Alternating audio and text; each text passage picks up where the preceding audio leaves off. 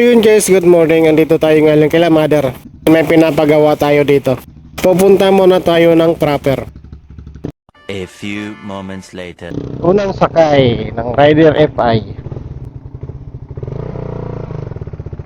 Rider FI yung gamit natin ngayon.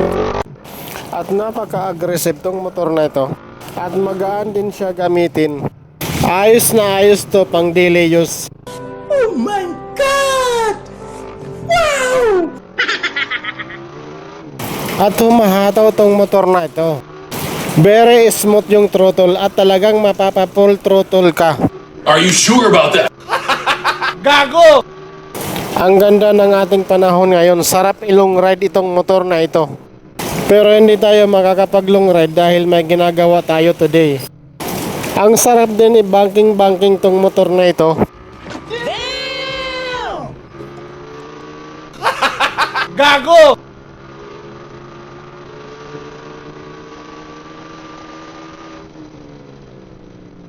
Sarap to i-banking tong motor na ito pero ingat lang tayo. Yes, definitely. At medyo malapit na tayo ngayon sa crossing. Mag-slow down muna tayo.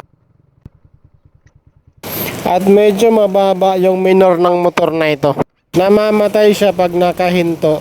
At na yata ipa-adjust ito, pataas-taasin ng konti yung minor. Nice.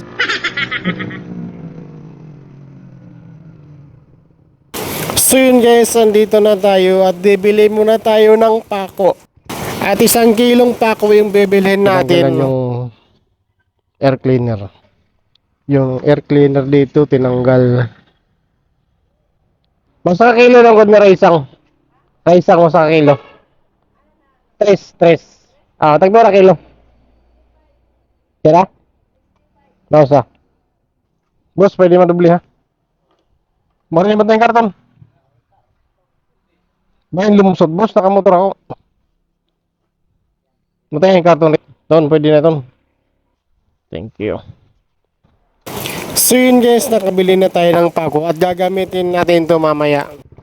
At punta muna tayo ngayon sa bahay dahil may kukunin lang tayo doon.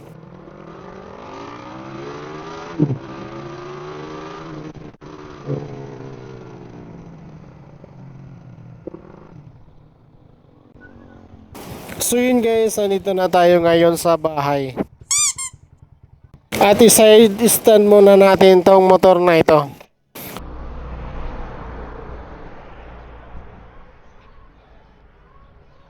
So yun lang guys, see you next vlog.